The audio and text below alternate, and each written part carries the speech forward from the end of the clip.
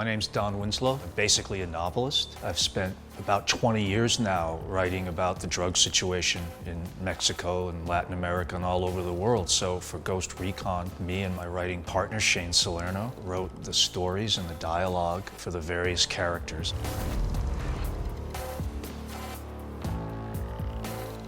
When it comes to Don and Shane, we wanted them to do what they really know the best, is help us regarding the why.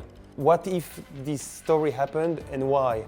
Their knowledge of the field, their knowledge of the cartel helped us bring this authenticity. You know, I never really wanted to write about this subject. You know, we're sitting here pretty close to the border. My family and I used to go down into Mexico for weekends, and in a little town where we used to go quite a bit, there were 19 people massacred. At that point, I knew nothing about the Mexican drug trade, the South American drug trade. I was just asking myself why and how could this happen? And that launched me a 20-year sort of odyssey trying to find the answers to those questions.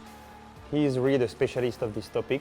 We had some internal discussions, not just about, let's say, who's the most famous guy working on this, but also who could adapt to our work and be a good partner.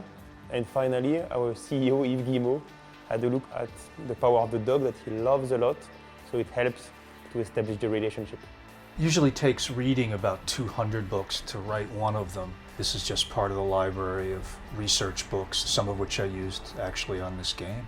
I typically start with legal documents. I start with court records, FBI transcripts, CIA transcripts, police records, that kind of thing. Then I will go and read history books because I want a deep background.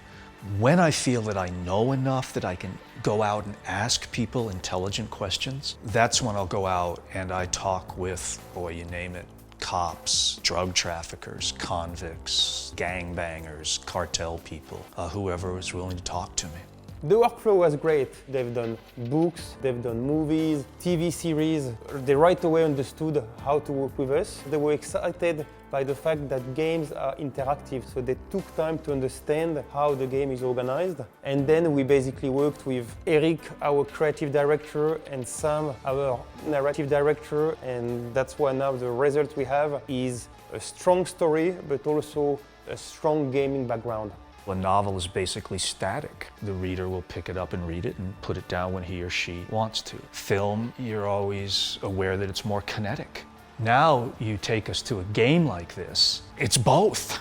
It's kinetic, but the person can pick it up or put it down. They can start choosing what happens. And so you're writing for a whole number of possibilities, which is interesting and exciting and fun. Specifically toward Ghost Recon, in my head, they started to take on real personalities.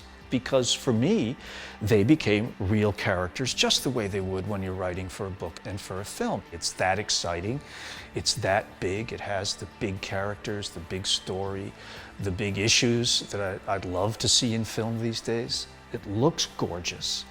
It's got the world right in the way that a film does. When I look at the footage, I go, wow, that's the real deal.